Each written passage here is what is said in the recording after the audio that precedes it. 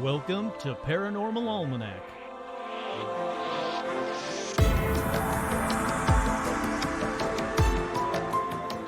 With your host, Kurt Sandvig.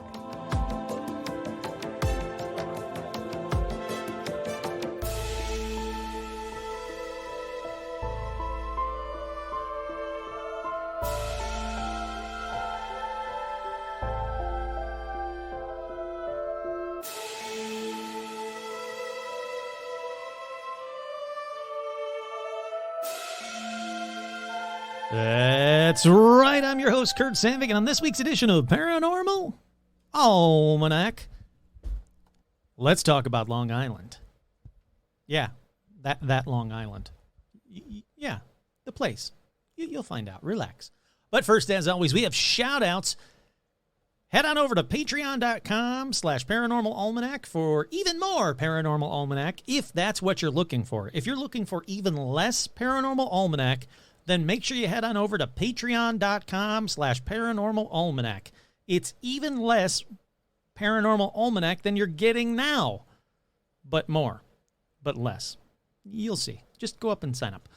Alrighty, shout-outs going out to the Virginia Mailman. Now, that sounds to me like a cryptid. If you were to say, like, you know, let's make up a new cryptid. You guys hear the thing about the Virginia Mailman? He's got a hook. He kidnaps dogs, but treats the dogs really nice. But when the people come back to pick up their dogs, he kills them.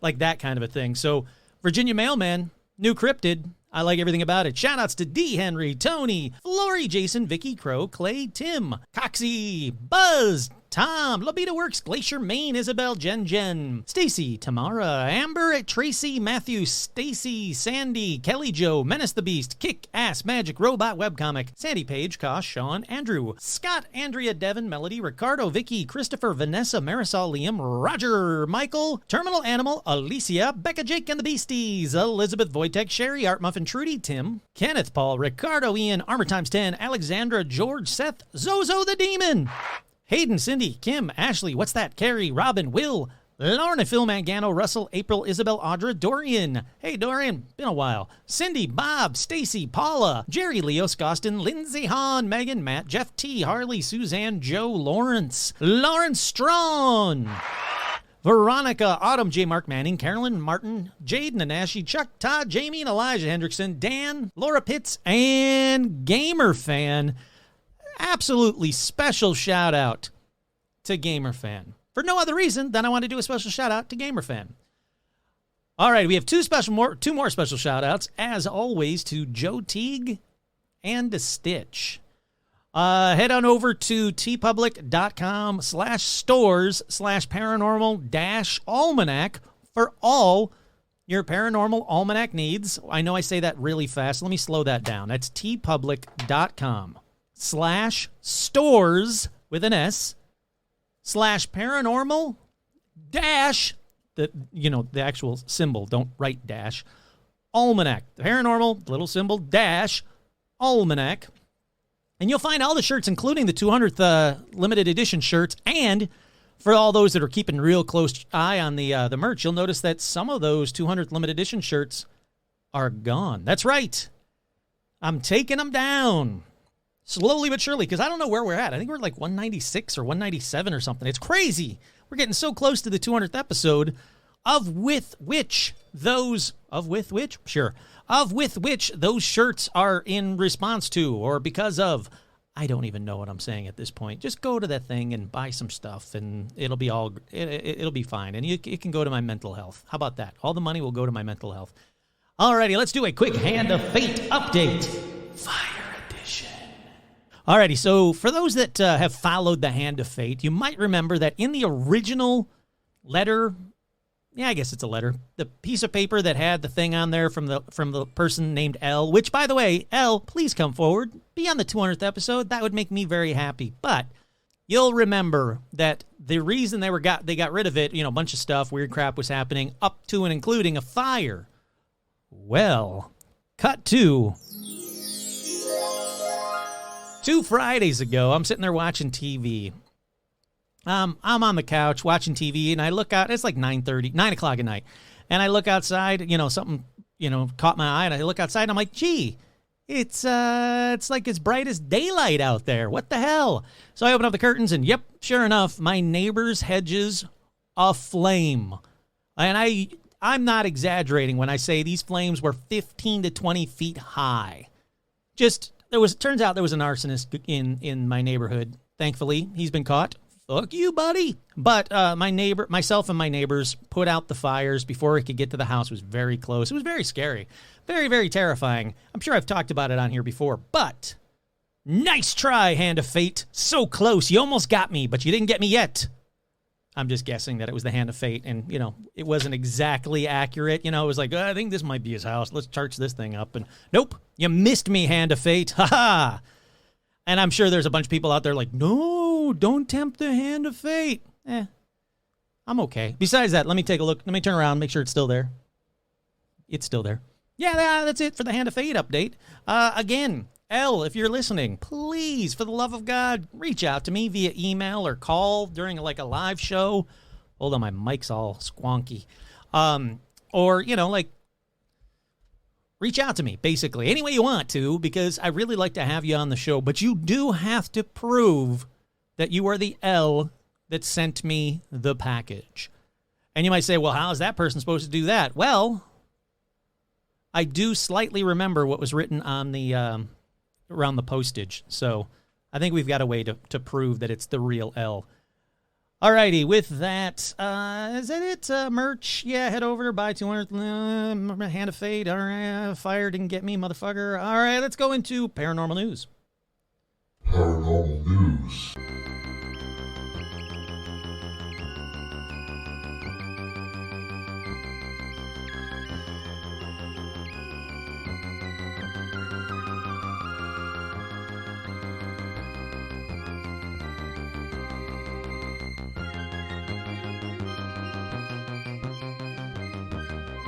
Bump.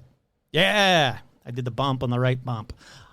This is a really the fan favorites kind of a paranormal news. For those of you that like paranormal news, if you hate paranormal news, you're gonna hate this one. But for the fan favorite ones, the first up in paranormal news: more haunted homes for sale. Currently, haunted homes for sale. That's right. The first one is at 608 Vance Street in Reidsville, North Carolina. It's up for sale for $200,000, 3-bedroom, 1-bath, 1,400 square foot house. Let's see. You got to prove that you have the funds once you limit up time. Alrighty. Villa Fortuna was built in 1887, listed on the National Registry of Historic Places for Architecture. This home is a perfect blend of blah-blah-blahs and blah-blah-blahs. But there is a lot of people that have said that the house is haunted. They're saying this house is as is, but there's a lot of past owners who have said, yeah, they've seen ghosts, they've heard noises, they've seen a lot of stuff in the house, and it's actually spooked some of the past owners to the point where, as you notice, it's still up for sale. But, there you go. Does it say anything else? Let's see. No, that's it. That's all it says. But there you go. First haunted house on the list, $200,000 if you want to live in Reidsville, North Carolina, or if, you don't and you just want a haunted house, I'd say, well, there you go. Oh, wait, there is more. I forgot. I clicked on... No, it's just more of the same crap. Noises, sounds, shadows, people in the windows, that kind of stuff. The current owner, as well as former occupants, have observed some unearthly stuff on the site, from leather shoes moving across the tile floor to lingering smells of cigar smoke on the patio as well. Already up next in haunted houses for sale in paranormal news. Oh, this one went to rent only. In the week it took me to find this one, it's now rent only. It's a 4-story Victorian mansion, comes with spirits of 2 young girls, both of whom are said to have perished in the bedroom on the 3rd floor.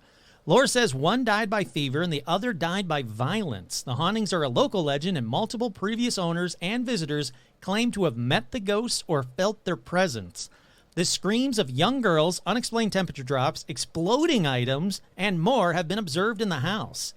The house was also the setting of the 2018 horror film, The Girl in the 3rd Floor Window. The producer of the movie said they sought out the property because they wanted to film in a real-life haunted house It was for sale. Let me see if I pull it up on, let me try pulling it up on Zillow real quick, because this is not Zillow. This is like realtor.com. It says it's for rent for $2,900 a month, but let me see. No, it is. It's only for rent now at $2,990 a month, $2,990 a month. You can get your own haunted house. It's a very pretty house, but a haunted house with 2 little girl ghosts. Nope. What is 4 bedroom, 2 bath, 1,900 square feet. Yeah. All right, cool. Moving on. Next up in paranormal news, something that really excited me because I never thought this would be solved. I've done an episode about it before in the past, and I've talked about it on a couple of different episodes. Finally, a break in the case. The Somerton Man mystery solved as DNA points to the man's identity, a professor claims. Now, in case you don't remember it, this one comes out of Australia. Let's see, a professor has dedicated decades to solving one of Australia's most enduring mysteries, claims he discovered the identity of the Somerton Man. Derek Abbott from the University of Adelaide says the body of a man found on one of the city's beaches in 1948 belongs to Carl Charles Webb, who was an electrical engineer and instrument maker born in Melbourne in 1905. South Australian Police and Forensic Science South Australia have not verified the findings of Abbott, who worked with renowned American genealogist Colleen Fitzpatrick to identify Webb as the Somerton Man. That's really cool. They said that using DNA sequencing, they were able to locate the final piece of the puzzle that has captivated historians, amateur sleuths, conspiracy theorists, Kurt, for more than 70 years. I wasn't for all that 70 years, but I've been into this story for a while. Last May, South Australian police responded to Abbott's calls to exhume the Somerton man's body, and they were trying to figure out if they could do it to get the DNA, but in the end, he said that it was strands of the man's hair trapped in a plaster death mask made by police in the late 1940s that actually provided him with what he says is the proof of the man's identity. Police gave Abbott strands of the hair a decade ago. The hair was examined for years by a team of DNA experts at the University of Adelaide, who provided the DNA information that allowed Abbott and Fitzpatrick to further narrow the field. By March, he had already established Webb's name through years of painstaking work to build a complex family tree of around 4,000 names that led to Webb, whose date of death had not been recorded. By filling out this tree, we managed to find a first cousin 3 times removed on his mother's side. They matched the DNA from the hair to that person. So there you go. One of the craziest stories. Does it go on to say? Oh, here we go. There was a code found scribbled in a book that this guy had on there. Who was he? December 1st. I'm going to read it. It's going to be very brief. December 1st, 1948, beachgoers found the body of the Somerton Man in Adelaide. The man was well built, about 40 to 50 years old, 5'11", gray blue eyes, gingery brown hair, graying at the sides. He wasn't carrying any identification. They held an inquest. In his pockets, they found tickets that suggested he had taken the train to the railway station the day before. Checked in a suitcase in the station's luggage room. The suitcase contained clothes with the labels torn off. Police told the inquest that a tailor thought his coat had U.S. origins. Despite those clues, the case didn't supply them with a name either. The man's fingerprints and photograph were sent around the world, including the United Kingdom, United States, English countries in Africa, but nothing was found, basically. The most baffling clue came several months after the body was found. A pathologist re-examined his clothing and found a hidden fob pocket containing a rolled-up piece of paper printed with the words Tamam Shud. Tamam Shud? Sure, Shud, whatever. Meaning the end or finished in Persian. They are the final words of the poem The Rubaiyat. Look, I had this all right in the episode, so you can just go back to that episode. It's really freaking weird, but again, now it's been solved. They know who the guy was, so amazing. Alrighty, up next in paranormal news, this is a new segment of paranormal news called Paranormal Told You So. Hold on, there's a tab open with something that's driving me absolutely bonkers crazy. In Paranormal Told You So, Loch Ness Monster, not a monster, existence plausible, scientists say. Take that, people who don't believe in Nessie. The existence of the Loch Ness Monster, not a monster, is plausible after making a new discovery, scientists say. That's because researchers from the University of Bath and University of Portsmouth in the UK And University Hassan II in Morocco had found fossils of small plesiosaurs, an extinct long-necked reptile, in what used to be an ancient river system. The fossils were discovered in what is now Morocco's part of the Sahara Desert. However, 100 million years ago, it was a body of fresh water. So yeah, Nessie, not so necessarily fake. Is Nessie probably some kind of like sturgeon or eel? Probably, but Nessie could be one of these new small plesiosaurs. Nessie's real, people. Get behind it. The data's there. Science has spoken. Alrighty, up next in paranormal news, there's a bunch of like videos I have not watched yet, obviously, because I like to watch them. Bizarre Bigfoot encounter reported in New York's Hudson Valley. That's right, a woman was attacked by Bigfoot in Hyde Park, according to News 12 Hudson Valley. I didn't watch it yet, so let's watch it now. That, some claim, is the loud, ear-aching sound of the creature known as Bigfoot. This is one from Hyde Park, New York. Gail Beatty, the Hudson Valley's lead researcher of Bigfoot, says a woman She estimates it at between 6 and 7 feet tall. told her she had a violent encounter with the mysterious creature on July 2nd in Hyde Park. This huge creature came running towards her. She heard the bushes were parting, and she heard these heavy footsteps. And then The creature jumped up in the tree above her, and branches and leaves started falling on her, and then the creature started to move from tree to tree. She said it was terrifying. Beatty's team and others have submitted photos like this. Large footprints found in parts of the Hudson Yeah, it's a Valley. big footprint. Large, hairy figures in the distance. Nope, that's a fake And photo, videos a known capturing fake photo. This mysterious sound. I don't hear anything. That is mysterious. Am I supposed to be hearing something? After hearing What? all this, No, fuck you. You can't say this mysterious sound. and videos capturing this mysterious sound.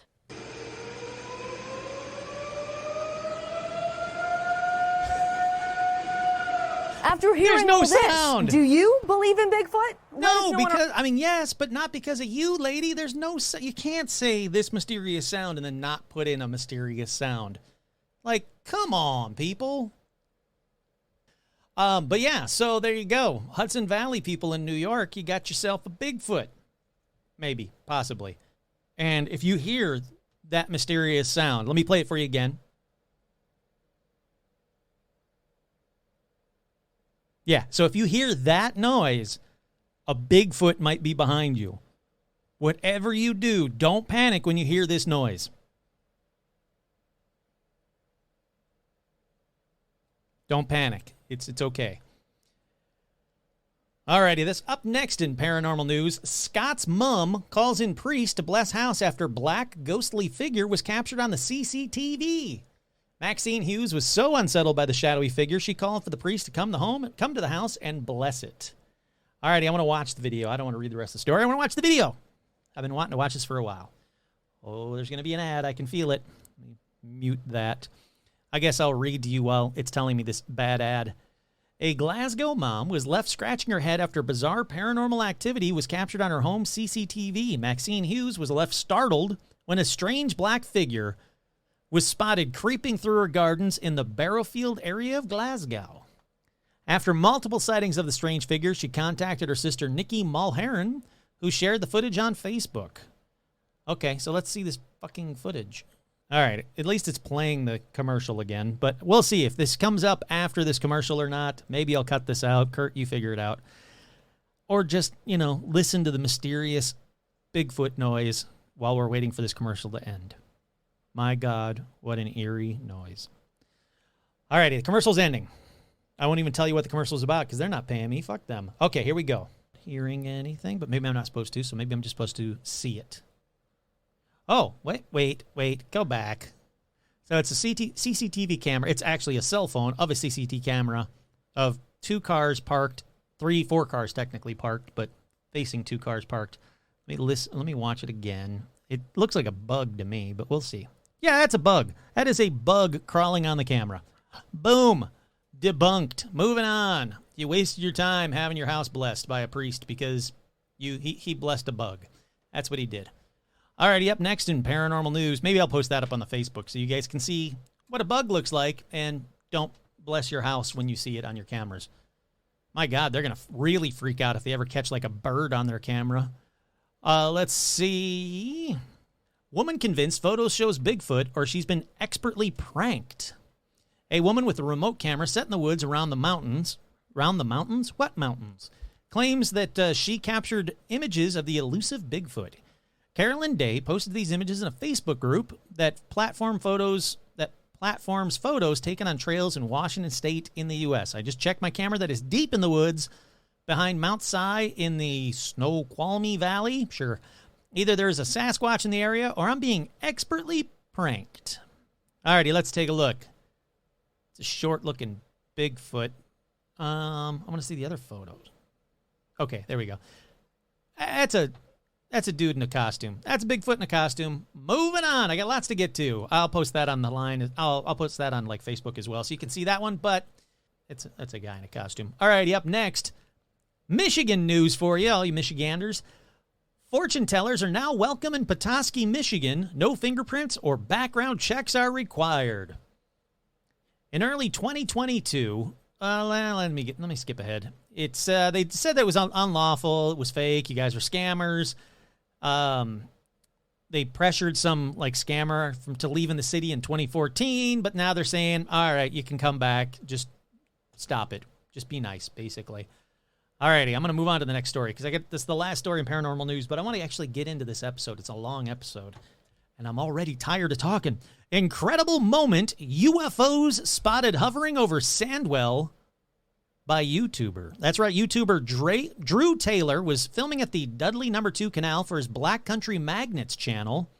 I have no idea what that is.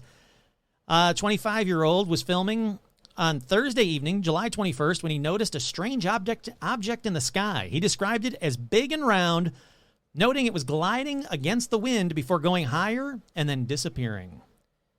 He says he 100% believes in aliens, but even more so now. It's 100%.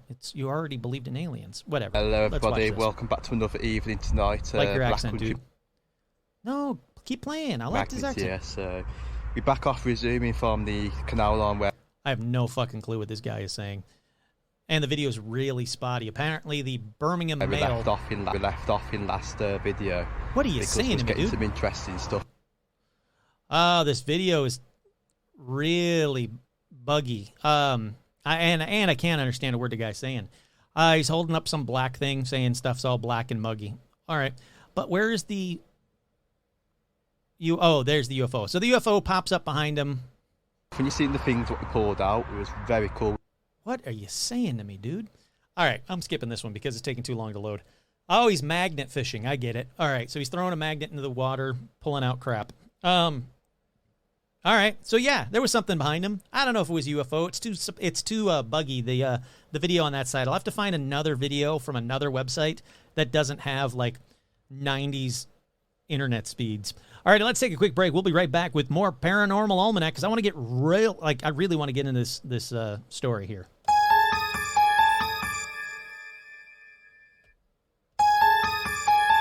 We are back.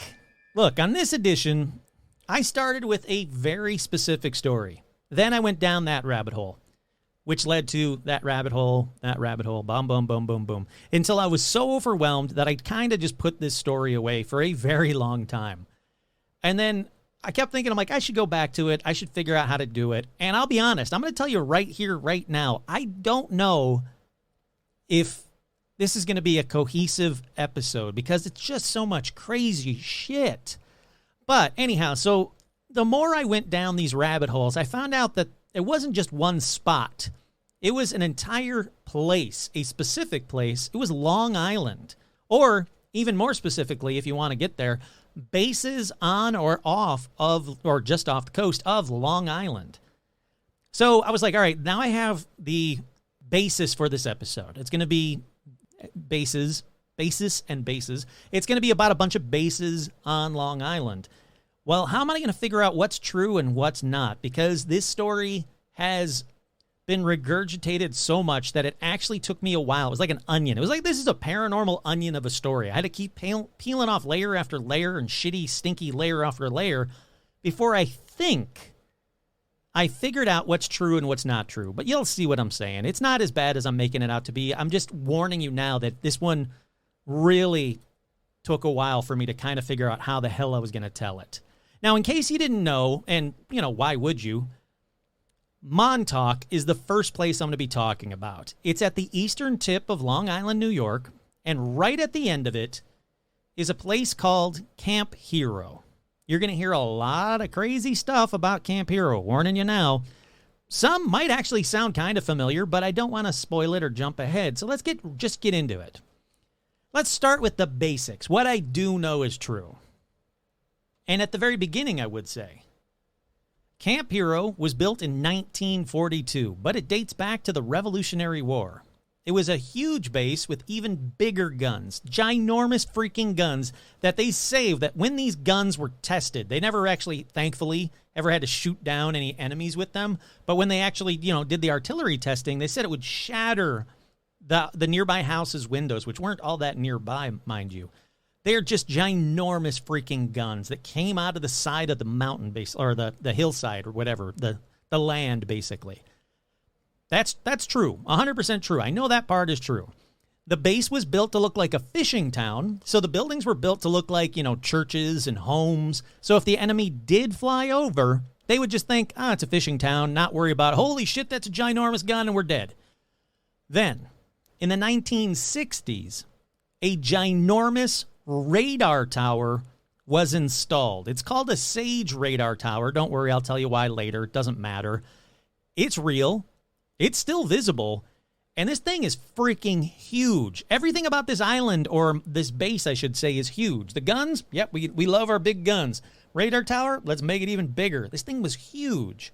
Now, the base was closed in 1984. The land was donated to the state park. Now, some of the land is still closed off to this day, and that's really what fuels a lot of these batshit crazy conspiracy theories about what happened in the past or might still be happening there. That's it for the facts. The rest of this is rabbit hole craziness. Camp Hero? Yep, it's real. 100% real. Montauk? It's real. Long Island? Real. But rumors say that the Camp Hero buildings are all connected via underground tunnels.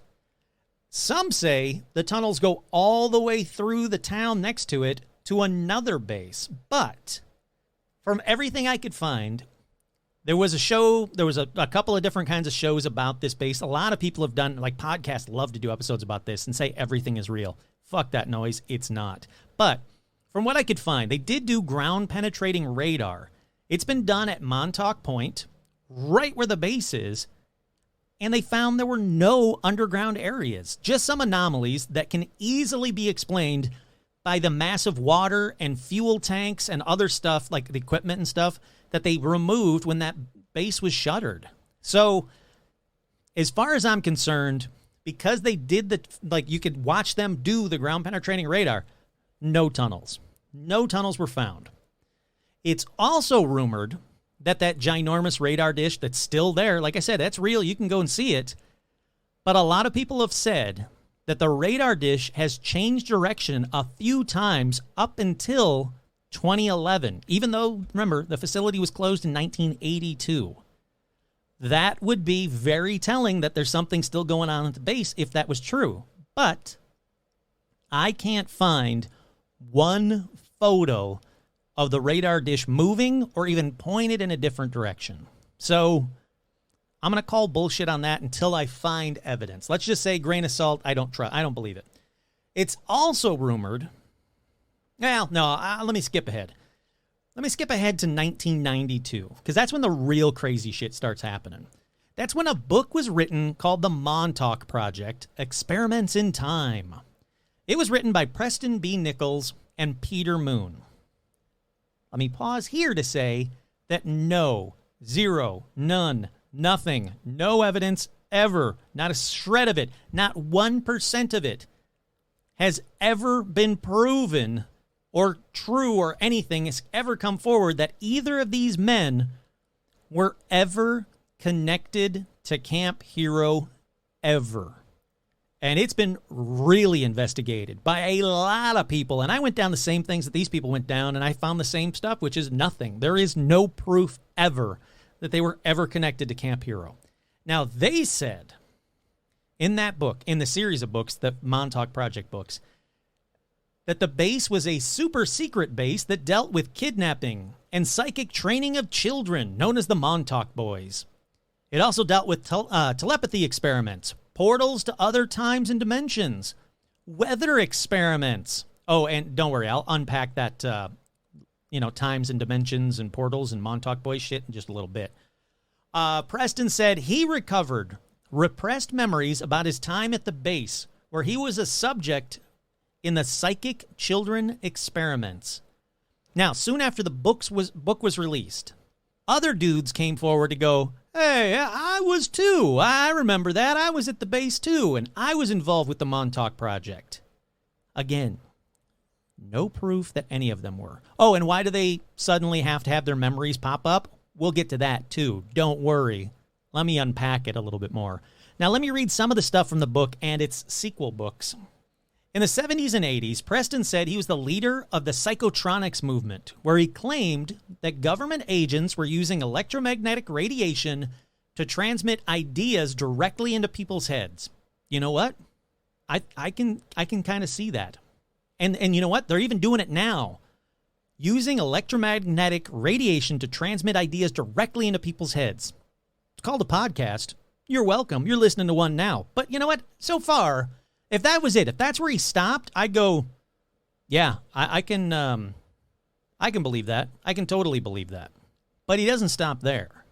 He said that his followers, some of whom supposedly still wear solid metal pots on their head to block microwaves, and I would hope to put on like fun refrigerator magnets, on them, so at least make it look kind of cool. But yeah, all these followers wear metal pots on their heads, claim that Preston was able to control the weather. Again, bold claim, zero proof. Preston says he was even teleported to Montauk in 1968. And he says he worked on Camp Hero's semi-automatic ground environment radar tower. That's what that SAGE means. It means semi-automatic ground environment radar tower. Why? No idea. What's it do? Don't know. Look, I'm not saying that the government hasn't done shady shit at all. Hell, MK Ultra is just one of the bizarre things that we know happened. What I'm saying, though, is that there is zero evidence that Preston was involved in anything he said, and I'm not even getting to the crazy shit yet. This is just the tip of the crazy iceberg. He says that Project Paperclip, which, in case you don't know, it's that whole fun thing where we went and pardoned a bunch of Nazi scientists so we can get a jump on the space race and other experiments. That's true. It did happen. Project Paperclip is very true. One of the Nazis even helped design part of Disneyland. That's true. Look it up. It's crazy. He also designed the Saturn V rocket and other cool shit, but he's still a Nazi. Fuck that guy. Well, some of those Nazis worked at Camp Hero. Well, here's the problem here. Again, no evidence. And that's weird because we know where the rest of these Nazi scientists ended up. But let's say for the sake of argument, it's really top secret. Some probably went to Area 51. Some probably went to Camp Hero. You don't know, Kurt. You're right. I don't. I'll give him that one. Here's some of the other stuff he says. This is where it gets even crazier. Preston traveled through time at the base where they altered history with visits to Jesus Christ, as well as altering the outcome of the American Civil War and World War II, which, in case you guys didn't know, the good guys won both of those wars. And how did he alter history with Jesus Christ? That's the Son of God.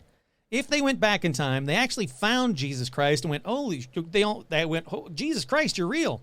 Okay, cool. Do you guys speak Aramaic or whatever the hell they spoke back then? Because if not, what the hell did you guys do to make Jesus Christ, the supposed Son of God, go, well, that's new and different. You're definitely changing history. I don't get it. Let's see. They also said The facility was expanded to as many as 12 levels and several hundred workers with money from recovered Nazi gold. Okay, if you would have just said the first part about 12 levels, hundreds of workers, sure, I can believe that. Lots of bases do that. But why from recovered Nazi gold? And again, without anyone in this very small town noticing tons of building materials or hundreds of workers. Were there workers there? Yes, there were. That base was real, but there weren't hundreds of workers there. There's no evidence of tunnels from the ground-penetrating radar. There's no construction companies or government workers that have ever been found that confirm any of this. The book says that the tunnels could even extend under the full town of Montauk itself, which that seems really easy to check. You just, dig up the basements or, when they're like making sewers or stuff. It seems like you could just dig up shit and be like, hey, look at that. I found a tunnel. That's weird. It's right under our town, but nothing has ever been found. And the town has grown up quite a bit. And there's been construction quite a bit, and no tunnels have been found.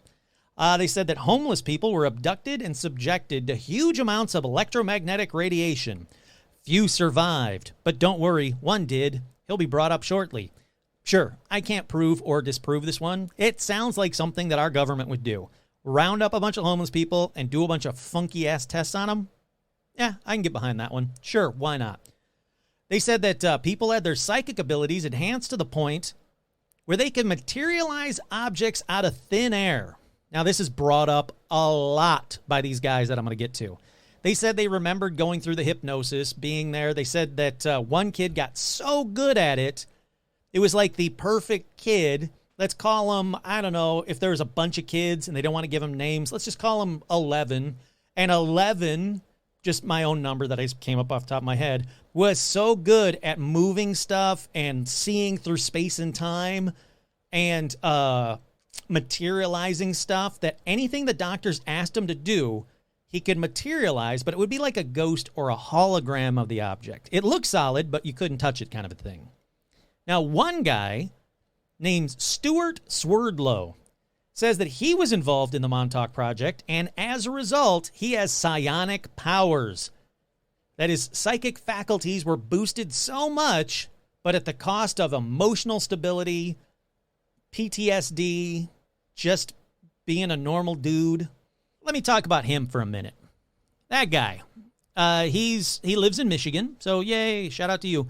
He told The Sun in 2017, he was 52 in 2017, you could do the math, that he was one of the Montauk boys that they describe in the book, and that he and others like him were subjected to absolutely horrific abuse. I hope this part isn't true. I really do. He said when the experiment started, they targeted expendable boys like orphans, runaways, or the children of drug addicts, the kind of kids that no one would really come looking for. The aim was to fracture your mind so they could program you. They would change the temperature from very hot to very cold, starve you, then overfeed you. This sounds like my everyday lately. It goes from very hot to very cold. I starve myself while I'm working during the day job, and then I overfeed myself at night. He says, I remember being beaten with a wooden pole. Yep, I do that too. Just, shits and giggles, spooks and tingles. They love to hold your head underwater until you nearly drowned. That was effective, he said. It makes a person likely to listen and obey their, quote, rescuer. They also used LSD to put our brains into an altered state.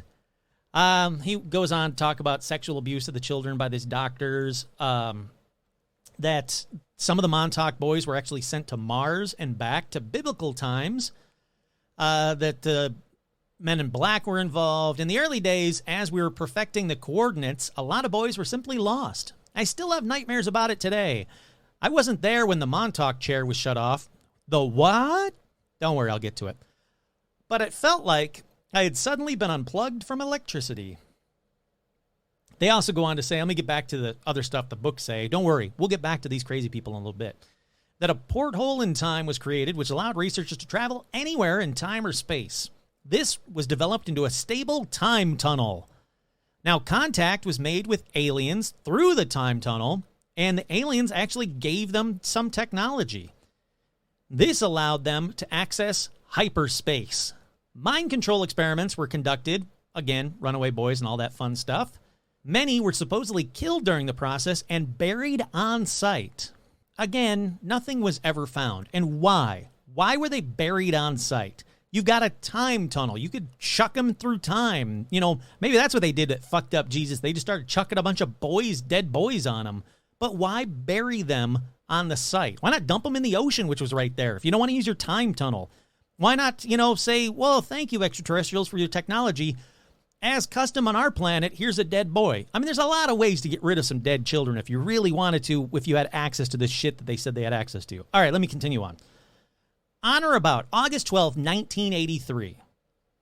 That's when the time travel project at Camp Hero, I'm talking hyperspace, I'm talking time tunnel, everything, connected with the original Rainbow Project back in 1943. That's right, now we're connecting it to the Manhattan Project itself. The USS Eldridge was drawn into hyperspace and trapped there. Two men, Al Bielek and Duncan Cameron, again, neither of any proof that they were connected to the base of the project or anything ever in life. They said they leaped. That can't be right. They leapt. They jumped, there we go, from the deck of the Eldridge while it was in hyperspace and ended up, after a period of severe disorientation, which you don't want, at Camp Hero in 1983. That's right, they jumped ahead 40 years. Here, they claim to have met John von Neumann, a famous physicist and mathematician, even though he died in 1957. All right, I'm calling bullshit. Now, I will say that many people think that von Neumann did work on the original Philadelphia experiment, so I get why they said, oh, yeah, and then we met John von Neumann. You know, he worked on the Philadelphia experiment. Whatever. All right, so the Eldridge shows up. Two guys jump off. Everything's good, right? Nope. Because that's when a hairy alien monster thing shows up and just starts fucking up everything and everybody on the base. So they send the older Duncan, I'll get to that a little bit, back to the Eldridge to destroy the Philadelphia experiment back there, basically closing the time tunnel in the hyperspace and taking the monster with it. Here's the weird thing.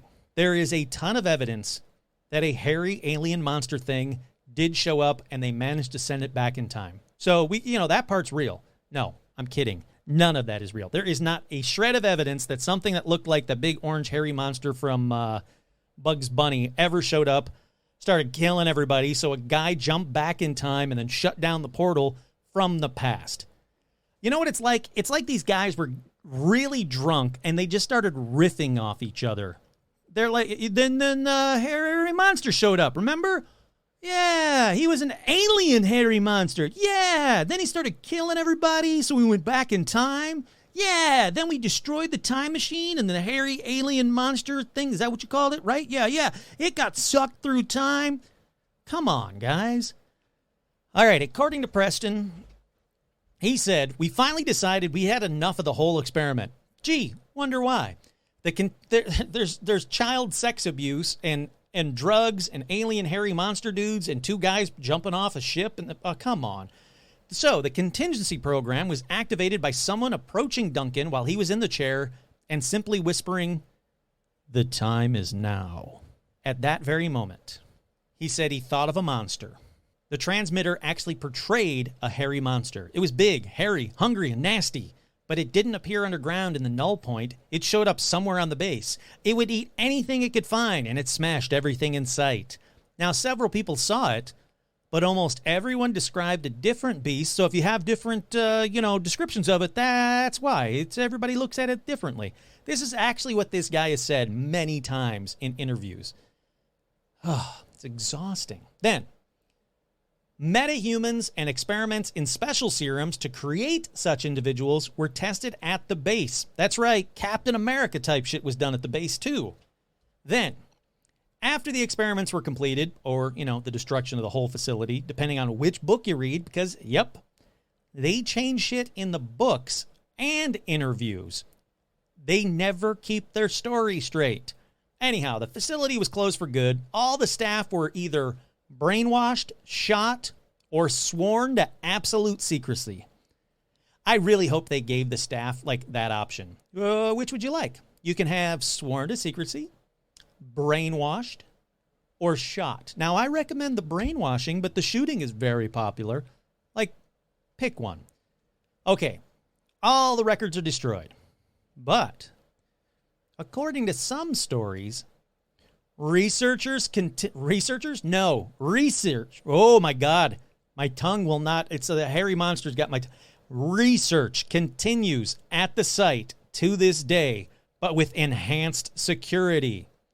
Although, again, you can walk around there all you want. It's parkland now. People go hiking over there all the time. Yeah, there's some spots where you can't go in due to environmental hazards, but there is no proof that any staff ever go there, and there is no proof of enhanced security. Still not done with the crazy, though.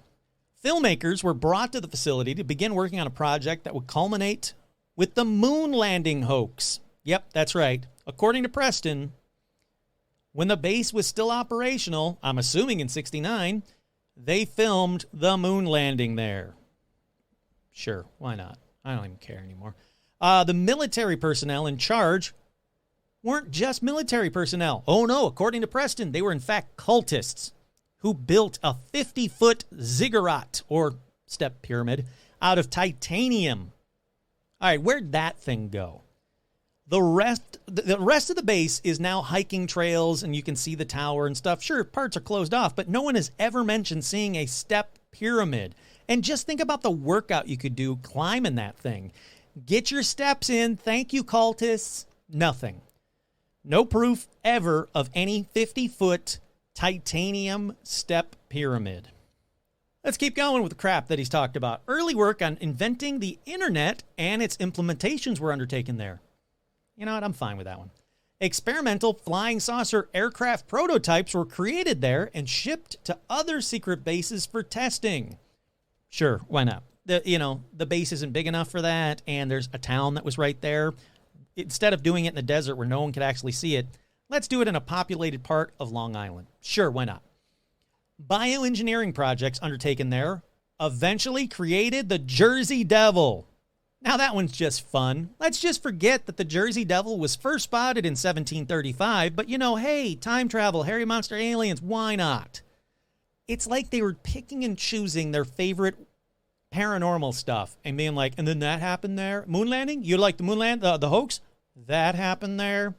Black helicopters were manufactured and flown there. Why? Just why? They can be built anywhere. Nikola Tesla. Well, his death was faked, and he was the chief director of operations at the base. He did like cool, crazy electromagnetic stuff. I can get behind that. But how does he connect with like the child abuse and all the other weird shit? I don't get behind that. Mass psychological experiments such as the enormous Subliminal Message Project and the creation of Men in Black to confuse and frighten the public, those were invented there. And finally, the AIDS virus was created there. Why? Who knows? He doesn't say. Didn't really seem to care. It was almost like an afterthought that he wanted to just be like, what else? What else we got? Did I say Men in Black? Yeah, I said the Men in Black.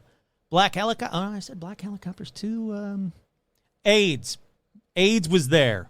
We created AIDS there. Like, come on, man. All right, I'm sure you're saying, Kurt, all of this sounds reasonable. Show your work. Why do you debunk these people with no proof? Well, thankfully, people have already done the debunking, shown their work. I don't have to. That's not part of the podcast. Let's start with Al Bielek. I mentioned him briefly. So Al Bielek saw a movie called The Philadelphia Experiment in 1988. Because of that movie, he said, oh my God, it's almost like deja vu. I think I was part of the Philadelphia Experiment. Then he read that Montauk Project book, and he went, hey, I think I was part of the Montauk Project book too. He says, you know what, my name's not even Al Bielek. It's really Edward Cameron. And that he and his brother Duncan Cameron were crew members on the Eldridge in 1943 when they were in their 20s. He says he befriended Nichols in the 1970s, and together they developed the Montauk chair. The what? Well, the Montauk chair was a mind-reading device that was a central component to the entire project and helped provide a window into the specifics of its supposed research. It used electromagnetism to further the psychic powers of whoever sat in the chair. Duncan Cameron happened to have substantial psychic abilities, including the ability to manifest objects with his mind using that device. But the first experiment was called the Seeing Eye. With a lock of a person's hair or other appropriate objects only, people, if he put them in his hands, Duncan could concentrate on the person and be able to see as if he was seeing through their eyes, hearing through their ears, feeling through their bodies. All right. He could actually see through other people anywhere on the planet, he said. I'm going to get to, let me keep going with, I'll get to this website that it's just called like Al Bielek Debunked kind of a thing. I'll get to that in a minute. But a few years later, Al was, he was like, you know what? I got a lot to say. I'm going to go to the Mutual UFO Network conference. And he did. He spoke. He described in a very, very, very, very, very, very vague terms how he'd been de-aged, had his memory wiped, been forced to live out the rest of his life as Al Bielek. Why? Like I said, too vague. He explained how in the early 1960s, he, as Edward, had convinced his father to have another child so they could port Duncan's consciousness from 1983 into the baby in 1963. Oh, good Lord. He referred to this vision of Duncan as a walk-in soul. He also suggested that a 1983 accident, no accident, doesn't say what it was, caused him to start aging rapidly. That's why he looks so badly. Or you just don't take care of yourself. Let's see. He met with Preston Nichols, who befriended him. Yeah, it's all kinds of crazy weird. Duncan Cameron, you know, that walk-in soul kid, he was found to have psychic powers, became the focus of many of the Montauk chair experiments. Here's the crazy part. There is a little bit kernel of truth evidence to some of this. Every batshit story, conspiracy theory has this kernel of truth, and here's this one. It really is the only kernel of truth that I could find that connects any of this stuff together. In the 60s, kids of people that worked at the base, they were, you know, there were really people that worked at the base, and there were kids, and the kids went to school in Long Island. They would tell stories. They'd be like, hey, my dad was telling stories about experiments at the base, including aliens and time travel and mind control. So there's your kernel of truth. Were the kids just trying to like seem cool because they were new kids in the school? Maybe. Maybe it was real. Maybe the base did do some of this stuff. I don't know. But that's your kernel of truth. Oh, and remember that portal? The time tunnel? Well, they said it opened every 20 years. 1943, that's the USS Eldridge. 1963, that's that whole walk-in soul, hey, Dad, can you have another kid so I can have this kid's powers, mind powers from 83. 43, 1963, 1983, alien hairy monster thing. 2003, no idea what happened there, but if it's true, and if the portal wasn't really closed and the time tunnel wasn't really closed, it's supposed to happen next year. That's right. Everybody's been waiting for this. This is almost like the 2012 of the Montauk Project believers, and there are a fuck ton of them that say everything in this book is real, even though there's no proof. It doesn't matter. Don't come at us with facts. Just listen to read the book, man. It's all right there. So they're saying 2023, some weird shit could really go down in Long Island. And you know what? It's about time we had some weird shit, or, pandemics or monsters or aliens or anything.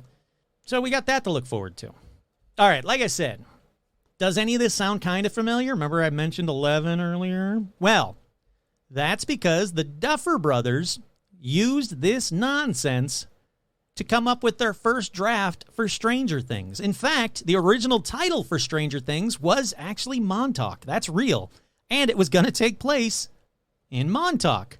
lighthouse, everything. That is real until they did the rewrites and changes and gave us 11 and a way better story. But so yeah, it did bring us this batshit craziness. At least brought us something cool. It brought us Stranger Things. I will say though, that is the majority of the Montauk project. I know we're almost at an hour. I got plenty more to go. Don't worry. It would take me days to tell you all of the crazy rabbit holes I had to go down, the numerous changes to the stories that they did over the years. Like I said, not just in interviews, video interviews, written interviews, but in the books themselves. They started just adding shit to add shit. But this episode isn't over. Oh, no. Because in 2008, the decayed, bloated animal washes up on shore on Long Island. And it was called the Montauk Monster. Now, it was supposedly, it was a cryptid created at Plum Island. What's Plum Island, you say? All right, I'm going to be very quick about this base. Way quicker than I just was. It's just off Long Island, just past, Camp Hero. I wrote Camp Herp. Camp Herp I like way better than Camp Hero. But yeah, just past Camp Hero. Officially, the island is the site of the Plum Island Animal Disease Center, which was established by the United States Department of Agriculture in 1954. The island is also on site of the former U.S. military installation Fort Terry from 1897 and the historic Plum Island Lighthouse, 1869. It is an automated replacement. Conspiracy theorists have spread that the false alleged Lyme disease, first documented in nearby Lyme, Connecticut, was a bioweapon that was originated at Plum Island. That was discredited. That Lab 257, the disturbing story of the government's secret Plum Island germ laboratory, fueled those conspiracies. Got it? Animal Control Disease Center. Spooky is what it is. It's an animal disease center. Things go really batshit crazy, and I don't know. We get an animal that transmits a disease to humans, and it causes a pandemic. Well, these are the people that are supposed to be doing it. So, come on, step it up. You got two in this past couple of years. You got COVID, and now you got monkeypox. Let's do something here, Plum Island. But, whew. All right, so this thing washes up on shore. It's called the Montauk Monster. Here's the problem.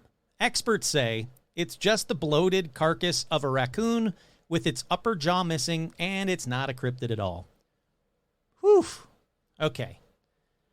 So now, surely we have to be done with cryptids and bases on or just off of Long Island. The episode's over. What do you guys think? Is it all real? Nope, not yet. Don't answer that yet. Because we're going to have to move on to the Brookhaven National Laboratory, which is about 60 miles from the Montauk base. It's real. It's run by the U.S. Department of Energy. According to many stories, it's steeped in both mysteries. Both of them are off limits to the public. That's Camp Hero and Brookhaven National Laboratory. Guess what? All bases are off limits to the public. Well protected against trespassers. Yeah, seems like an Army thing to do. Seems like a government thing to do. They both feature mind-blowing facilities and equipment that are literally rewriting everything the scientific community understands about cosmic matter, the creation of this universe, nanoparticles, time, space, and so much more. We can only begin to comprehend it all. That's what a lot of people say about Brookhaven National Laboratory and Camp Hero. Now remember, there are a lot of conspiracy theorists that say there are tunnels that run from Camp Hero all 60 miles underneath towns to the Brookhaven National Laboratory. Get this. In the late 60s, equipment from Brookhaven was moved to Camp Hero. And it said there is an underground bunker at Camp Hero where this equipment was moved. Why? Who knows? But apparently that's true. From everything I could find, that one part is true. There was an underground bunker, and that's it.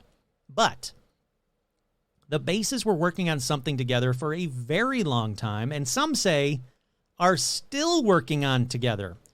According to the conspiracy theorists and rabbit holes, Camp Hero may have closed above ground, but everything underground remains the property of the Air Force and may still be operational out of Brookhaven, and that people are going to Brookhaven to go to work and then booking underground in, I don't know, tunnels or cars or trains or hyperloops, I don't fucking know, to Camp Hero and are actually working there underground. All right, let's get back to just a touch of sanity. Not really. That's a bad... No, I take what I just said back. That's not true at all. Let's go back to November 24th, 1992. Forget the sanity part. That's when a UFO supposedly crashed in South Haven Park of Shirley, New York. John Ford, who was a Long Island MUFON researcher, investigated that crash. In 1989, he said there was a supposed UFO crash in the Mauritius Bay. Sure, why not? Oh, that's the same bay that TWA Flight 800 plummeted into how many ever years later. September 28, several people reported seeing glowing orange lights in the sky. Even Brookhaven's own people saw them. But the people that worked at Brookhaven went, oh, those are flares. It's a training exercise. But not John Ford. He went, oh, no. Military helicopters shot down a UFO over the bay, killing 17 aliens that were later taken back to Brookhaven. Why? Where did you get any of that from? Where'd you get the 17 aliens from? Show your work, John Ford, but he won't because he's crazy. Let's see. He says this is possibly one of the greatest events in history of man. He said that the papers and evening newscasts, he went to like anybody that would listen, basically. It was like, this is it. The sky is falling. Oh, my God. Aliens. 17 of them. Yeah. And people were just like, oh, okay. Well, he's a UFO expert. Maybe he knows something that we don't know. Then, moving forward to 1995, John Ford began to investigate another UFO crash, which he believed started the August forest fires in eastern Long Island. The ones that may have attracted Preston Nichols' younger self sent to recover the UFO. What? I don't know. They supposedly are connected. John wrote that the government's particle beam weaponry, probably from Camp Hero, may have shot down a UFO, and this plot involves newspaper sources, county, state, and federal officials. That's right. He's really starting to unravel here. Then, 1996. This seems bad. John Ford was arrested and charged with plotting to poison several local politicians by sneaking radium into their toothpaste. On advice of counsel, John Ford pled insanity and was committed to the Mid-Houston Psychiatric Center. But conspiracy theorists say that's all bullshit. It's all a frame-up. He wasn't going to do any of that stuff. He was about to tell us. He was about to be the disclosure that we've all been waiting for. Here's a little bit of an article about that. John J. Ford, a UFO enthusiast, accused of masterminding a plot to assassinate 3 political officials in Suffolk County, was found unfit to stand trial today. A judge ordered him that he be sent to an upstate psychiatric institute for at least a year. Mr. Ford, 48, was arrested a year ago on charges that he was scheming to kill John Powell, the chairman of the Suffolk County Republican Committee, Fred Towell, wasn't really a towel, Anthony Gazzola, doesn't matter, by putting radium in their cars and lacing their toothpaste with the radioactive metal. Investigators said Mr. Ford wanted the 3 officials killed because he believed they were interfering with his efforts to contact aliens from outer space. His friends said that he believed that visitors from outer space had crash-landed on Long Island and that the government officials were keeping the aliens at Brookhaven National Laboratory. He said that they had created diversionary fires in Long Island's Pine Barrens to conceal the alien crash landings.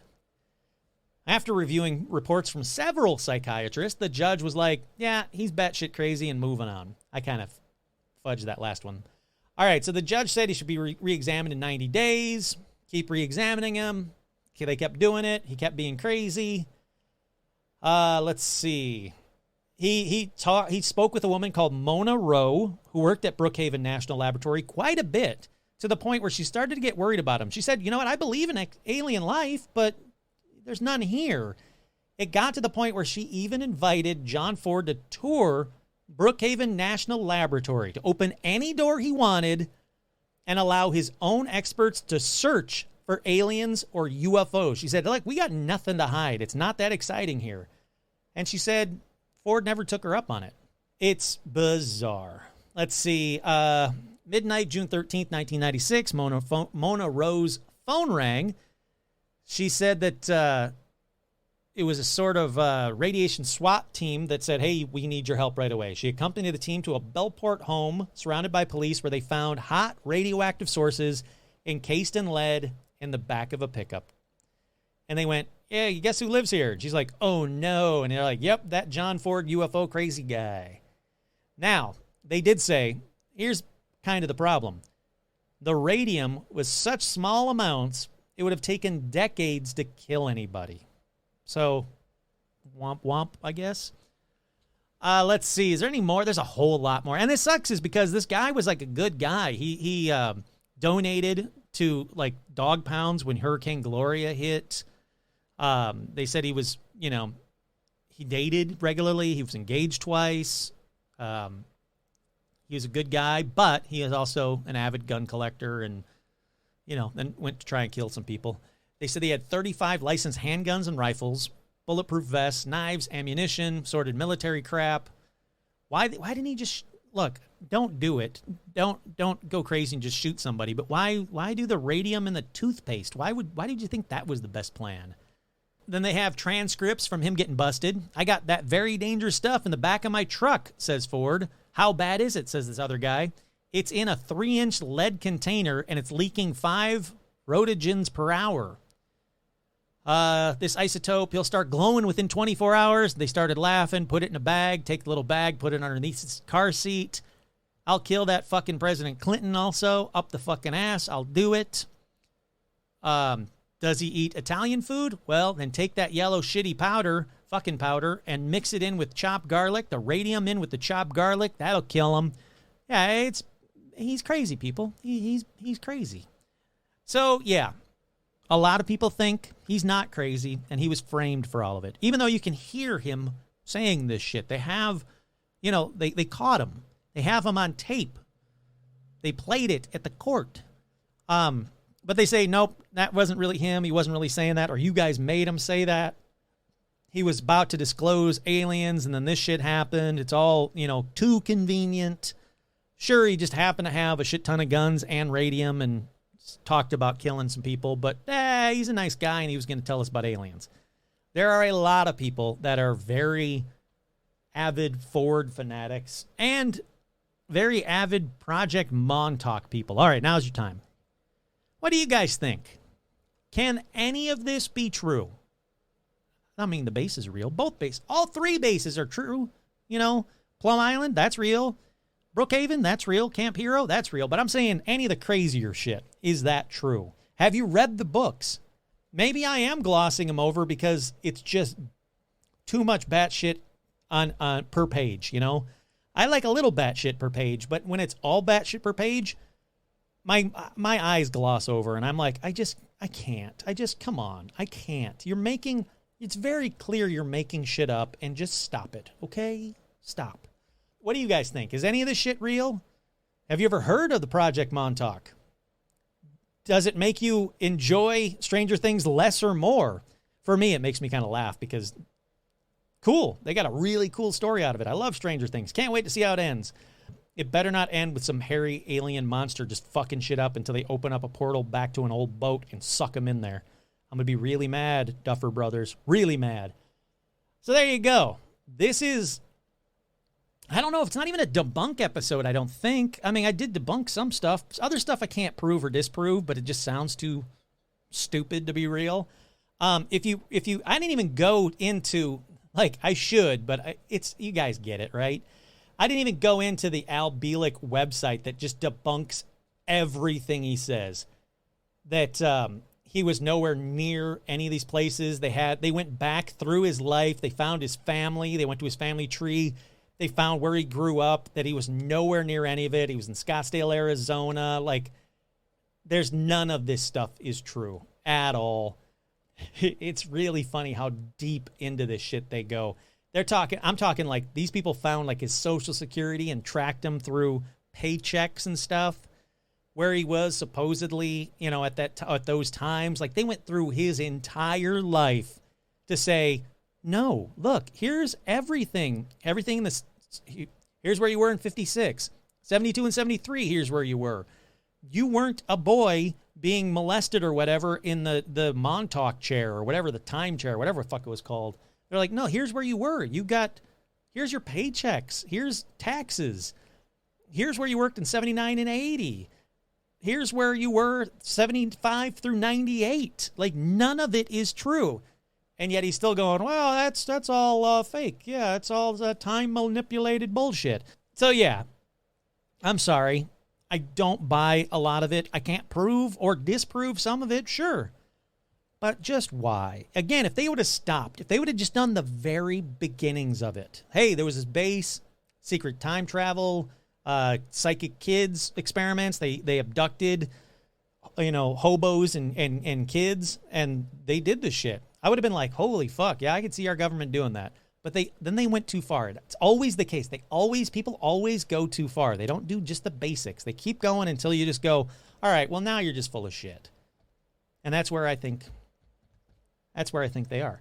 I think they're full of shit. But again, do you guys know anything about this? Do you live in Long Island? Have you ever been to Montauk? Have you ever been to Camp Hero and walked around there? Did you get weird feelings? Do you ever see the giant radar dish move? If you have, let me know. Unless you're one of the people that I named in this episode, in which case I'm good. You don't need to let me know.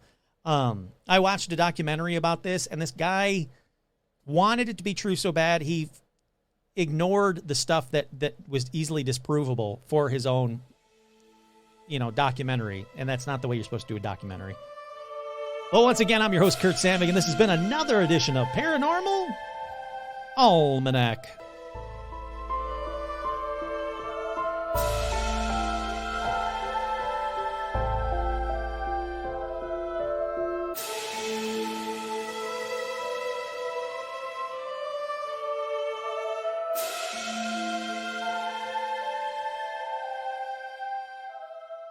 Fresh meat and the